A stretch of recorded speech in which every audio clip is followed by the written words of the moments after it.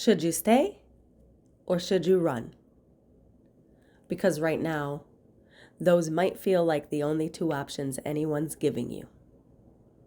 If you're being love bombed, run. If they start breadcrumbing you, run.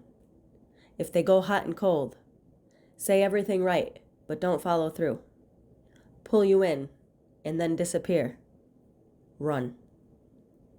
Suddenly it's a narcissist, a trauma bond, a toxic pattern, and you're told to get out before it gets worse. But let's actually tell the whole truth for 1 second. If you've ever been in a relationship, any relationship, you have probably experienced some of those behaviors. And you've probably done some of them too. Not because you're a narcissist, not because they are, but because you are both human. And that's the part people are talking about without actually changing anything. Because it's a lot easier to label someone else than it is to recognize yourself in the pattern. But what if some of these labels aren't helping you see clearly? They're just giving you something to blame. I'm so exhausted with the way we're using these words. Narcissist, empath, trauma bond. Not because they're fake and they don't help anything or help you understand certain things, but because they've become shortcuts. Instead of understanding what's happening in a relationship, we diagnose it. Instead of asking deeper questions, we assign roles. And once that happens, you stop seeing a person and you start seeing a category. Here's what becomes hard to see when you've been in it. You are not just one of these things. You are not just the empath, nor are you just the narcissist. You are both in one body. Every single one of us carries both. The difference isn't if these traits exist in you.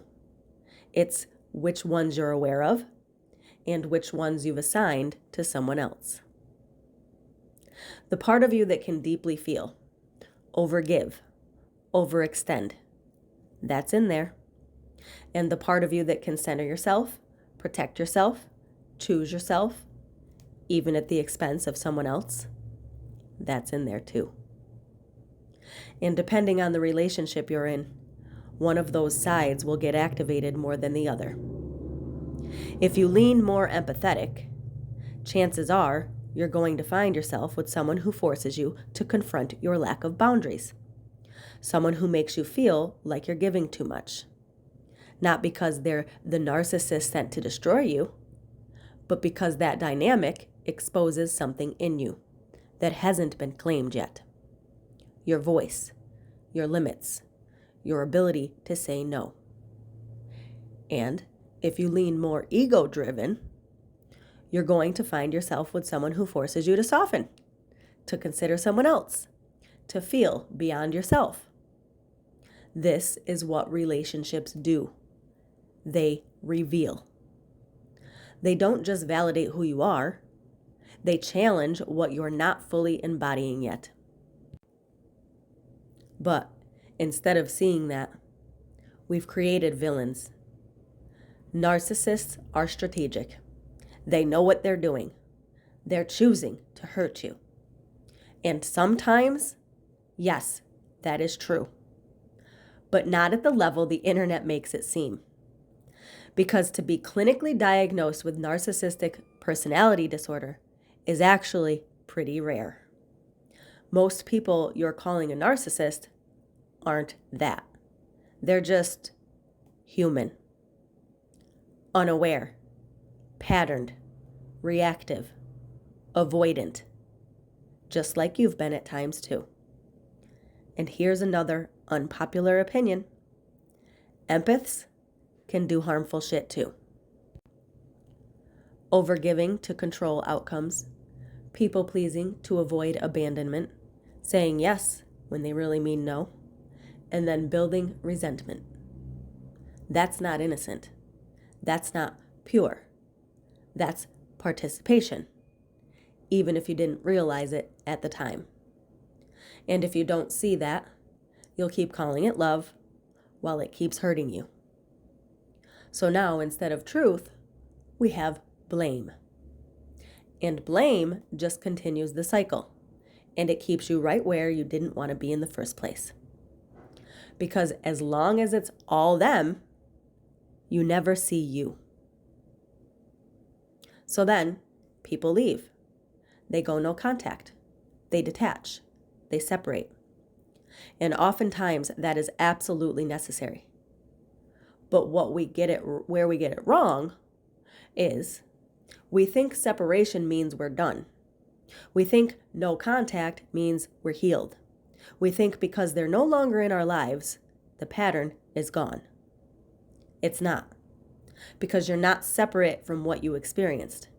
Not really. You may not be in contact with them, but the imprint, the pattern, the dynamic, that's still alive in you. Separation is real, but it's also an illusion if you think it completes the work. Because after you leave, that's when the real work actually begins. So if you make the decision to go no contact, but you don't sit with yourself long enough to hear and smell your own shit, you will collect the same experiences in different relationships. Different face, same pattern. Until you stop and actually sit in the silence, alone. Not distracted, not filling the space, not reaching for the next thing or the next vice. Because solitude is not punishment. And it's not proof that you're the problem. It's the space where you finally get to hear yourself. Your actual yes, your actual no, your internal compass, without anyone else distorting it. But here's what happens in that space. You get lonely. And then the thoughts start. I'm the problem. This is why I'm alone. I pushed everyone away. I'll never have real connection. And those thoughts start to feel real. They feel convincing, but they're not truth. They're echoes. Echoes of what you've been told. Echoes of how you've been treated. Echoes of patterns you've lived in for so long. They sound like your own voice, but they're not. So let me say this clearly. You are not the problem. You didn't cause everything by being who you are. You didn't deserve harmful behavior. If you're still in that raw place, where everything feels black and white, where you were hurt, and they were the one who hurt you, I'm not diminishing that or invalidating your pain. There are situations where you were genuinely harmed, where you were treated in ways you didn't deserve. And honoring that is an important part of healing. And at some point, when you're ready, you're going to have to ask yourself a different question. Not, why did they do this to me? But, where did I give my power away? And you were participating.